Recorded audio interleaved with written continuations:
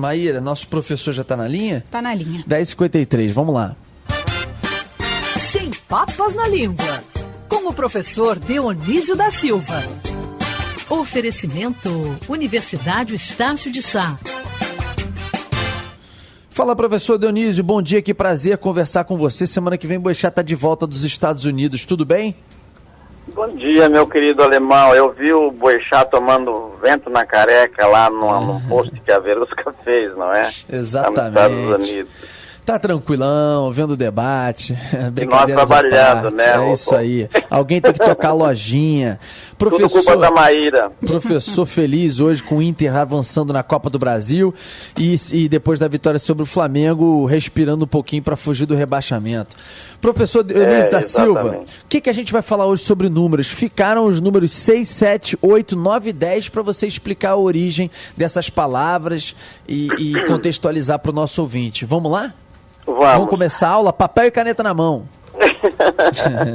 Rodolfo, querido, recapitulando em 30 segundos o programa passado, esses números que nós contamos, que nós usamos, eles vieram do sânscrito.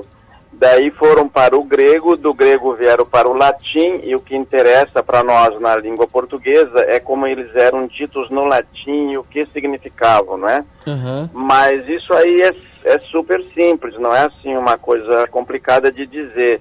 Os 5, nós vimos no programa passado, unos, do, 3, 4, 5, 1 a 5. De 6 em diante, a origem vai ser sex, em latim sex, que é 6 em português, septem, que é 7, octo, que é 8, e noven, que é 10, e décimo, que é 10, aliás, noven, que é 9, e décimo, que é 10. Esses números estão presentes no nome dos meses, os 3 últimos, aliás, o setembro, outubro, novembro, dezembro, os 4 últimos meses do ano, estão presentes porque há uma raiz indo-europeia que significa tempo. Essa raiz é per, B de bola, E de escola, R de rato. Então, setembro era o 7º mês, porque antes da reforma do calendário, o calendário romano tinha 10 meses, começava em março, então setembro era o 7º mês. Mas depois ele passou a ser julho, porque os romanos, tal como muitos outros povos, davam nomes nas coisas e nas pessoas, assim, até o número 4, dali por diante, às vezes até 5, dali por diante eles chamavam, as pessoas chamavam-se, você não conhece nenhuma pessoa chamada 4, mas certamente conhece alguma chamada Quinto, não é? É sobrenome e também no sul é muito usado. Então esse mês virou sextilis, virou o 7º, então ele virou o julho, para homenagear o Júlio César. Veio, então, setembro ficou com o seu nome correto, o agosto não é? Julho e agosto, em vez de 6º e 7º, ficaram julho e agosto para homenagear o Júlio César e o primeiro imperador, que foi Augusto. Mas uma coisa ainda mais curiosa, Rodolfo, é assim, por que a humanidade começou a contar? Que necessidade ela teve e como são curiosas essas formas, né? Exatamente, por que, da onde que veio, né? Em que momento que deram esse estalo, né, para poder criar a contagem, a forma de contar e tudo mais, né? Então eu vou prosseguir daí. Então agora, recapitulado da semana passada, o homem usou sempre o corpo para contar. Então, no caso da matemática, da aritmética, ele começou pelas mãos. 1 a 5 pela mão direita e 6 a 10 pela mão esquerda. A maioria dos registros desta forma de contar inclui os pés e as mãos, totalizando 20. Mas há vários outros que incluem outras partes do corpo. Há umas tribos que, inclusive, contam o pênis, os testículos. Outros contam o cotovelo. O hebraico conta também cotovelo. Usa o cotovelo como medida. E nós usamos também, mas não para contar, outras partes do corpo. Nós contamos de 1 a 10, usando os dedos, não é? Dígitos em latim é dedo. ainda hoje dizemos assim, cálculo digital, mas dizemos assim, um braço, né, de uma coisa, e quando são os dois braços, a gente diz uma braça, né? Dois braços, que dá mais ou menos 2,20 metros. E uma coisa ainda mais curiosa nesta forma de contar é que nem sempre são números assim abstratos. Que número você calça no sapato, Rodolfo? 43. Então você tem um pé grande, 43.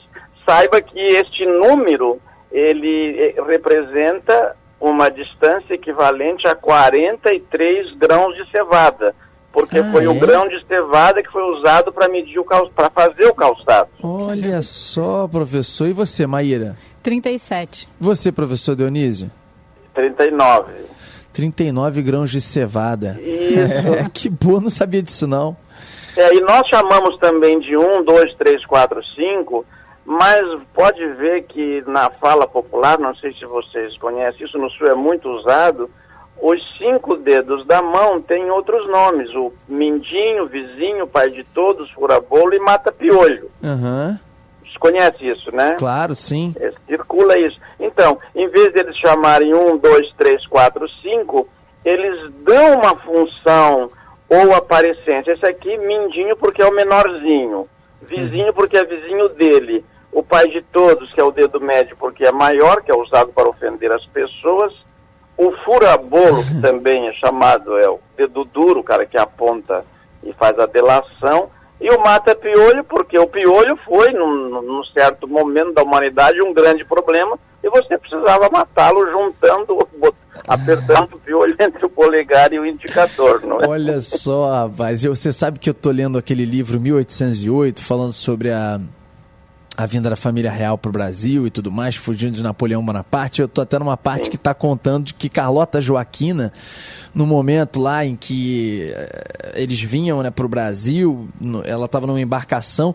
Você imagina o que era a loucura, a higiene num barco, num navio, no anal, por 2 meses em que você não tinha banheiro, necessidades eram jogadas ao mar, a água obviamente não sustenta para tanto tempo, alimentos, você não tinha alimentos frescos, enfim, era uma coisa de louco, doenças, uma coisa... E aí teve uma infestação de piolho lá, conta o livro, né? Uma infestação de piolho que vitimou, né, entre aspas, aí, Carlota Joaquina e as outras mulheres, e todas tiveram que raspar a cabeça. Carlota Joaquina ficou de cabeça raspada, jogou todas as perucas fora também no mar e botaram banha de porco na cabeça porque matava. Nossa, uma coisa assim, rapaz, Deus que me perdoe. Desceu imunda aqui, né, com um pano na cabeça para cobrir que estava careca, né? Exatamente. Você falou de piolho, eu lembrei disso, dessa historinha aí, a parte que eu li ontem, estava lendo ontem. Mas então, professor, e aí a gente estava falando dos números, né? A gente costuma contar com as mãos, tem gente que usa os pés, você estava falando de tribos que usam até pênis, testículos, cotovelos e tudo mais para contar. E por falar em contar, a gente tinha ficado de falar do 6, né? Do 7, 8, 9, 10. Isso. Então, esses números, o que eles significavam? A etimologia, ela perdeu muitas coisas, porque com a destruição das antigas bibliotecas, a de Alexandria, por exemplo, foi destruída 2 vezes. Então, nós não sabemos o que esse número designava, mas nós podemos trabalhar com uma hipótese. Por exemplo, o alfabeto, ainda hoje há resquício do que cada palavra designava. Provavelmente o número 6, o 5, o 8, eles tinham esses nomes em sânscrito, porque nomeavam alguma coisa muito concreta. Você dá uma olhada na tela de computador, vocês devem estar com uma tela por aí, ou do celular, o ouvinte que está com o celular, olha. O A no teclado é muito semelhante à cabeça de um boi. Por quê? Porque no alfabeto fenício, que foi o alfabeto introduzido na Grécia, depois veio para Roma, enfim, veio para nós, a letra A chama-se Aleph. Aleph em fenício é boi. Então o que fez o alfabeto? Pegou a primeira letra ali, aquela figurinha que era pitográfica, o A, que quase dá ideia, sabendo disso a gente fica com a ideia de que é uma cabeça de boi, não é? Daí você pega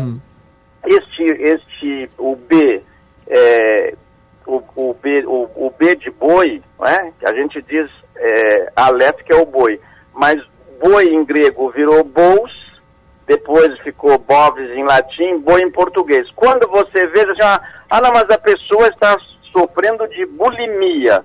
O que é bulimia? Vem de novo a letra A, que representa o boi, bous em grego, e fome, que é limós. Então, bous, limós, fome de boi. A pessoa come demais. Bulimia é isso, né? A pessoa come demais. É uma doença. Então, certamente nos números, também houve coisas concretas que eles representavam e que a nossa memória não é suficiente, porque não tem como as pessoas lembrarem disso.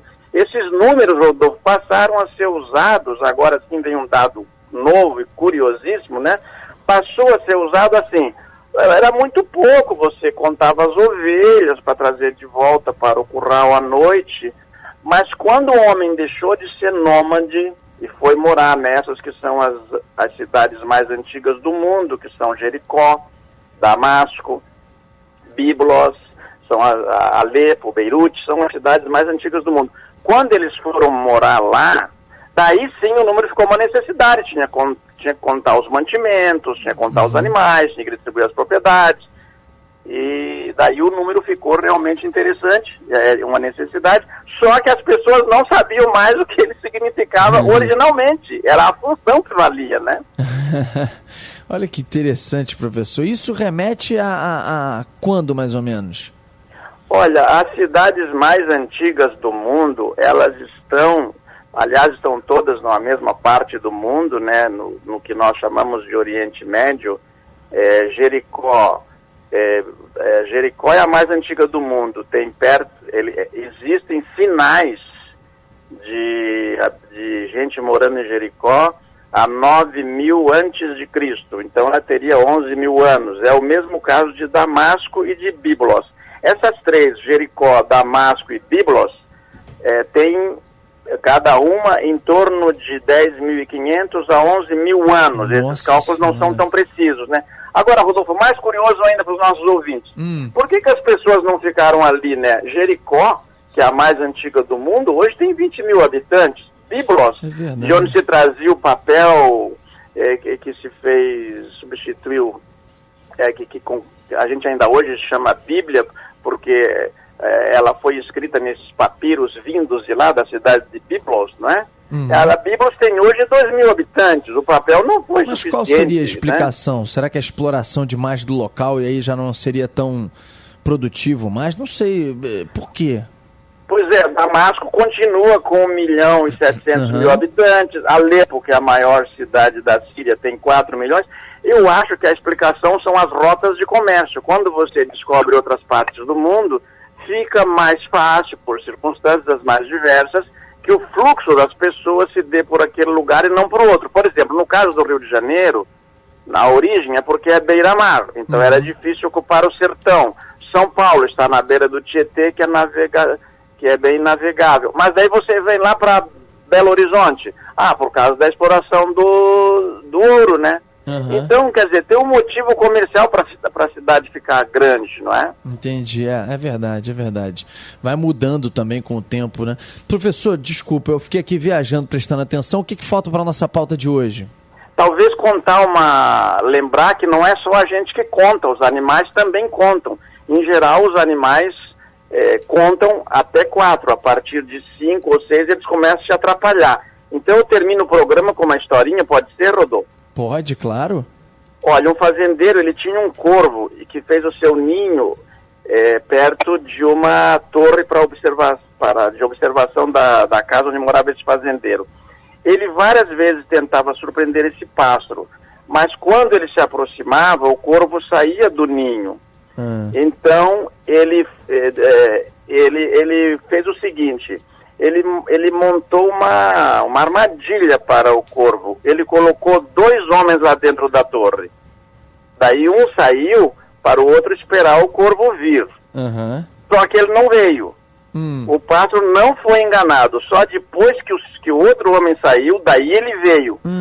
Ele repetiu isso com 3 e 4 homens e o corvo sempre esperava sair os 4 para depois ele vir. Ele nunca era enganado. Nunca era enganado. Um dia colocaram 6, 5, saíram 4, o corvo só conta até 4. Comprovaram que o pássaro conta até 4. Sério isso? Eu não sabia nem que contava até 4. Então, você pode observa um animal, assim, quando ele está comendo a ração, ele também conta. Ele conta, eu não sei se isso é forçado, dizer que ele conta, usar o verbo contar, mas essa história... mas ele consegue ter noção até um determinado número ali de... Até 4, de certeza. Entendi. Rapaz, essa história do corvo eu nunca tinha ouvido, não. Essa historinha, eu, aliás, aproveito para recomendar um livro da editora Globo, que se chama Os Números, a história de uma grande invenção, que é do Georges Ifrá. O Georges Ifrá é da minha idade, é marroquino, e ele pesquisou justamente lá onde surgiram, naquela parte do mundo onde surgiram os números, não é? Porque foi no Oriente, foi na Ásia que surgiram os números. Agora, Rodolfo, eu queria te dizer, a você, a Maíra, aos nossos ouvintes, uma coisa assim que a gente deve prestar atenção à etimologia, e esse é a razão do sucesso do programa, assim, que as pessoas gostam de saber disso, não é? É que, por exemplo, a gente não nota que aquilo que era contar deixou de ser só contar. Hoje você diz computador. Computador foi concebido para fazer contas. Hoje você faz tudo com computador, olha o seu celular, né? É verdade. Talvez menos fazer contas. É verdade, as pessoas nem eu mesmo, nem remeteria mais o computador a algo criado para contar, porque definitivamente eu acho que o que menos se faz hoje no computador é contar, né? Exatamente. É fazer conta.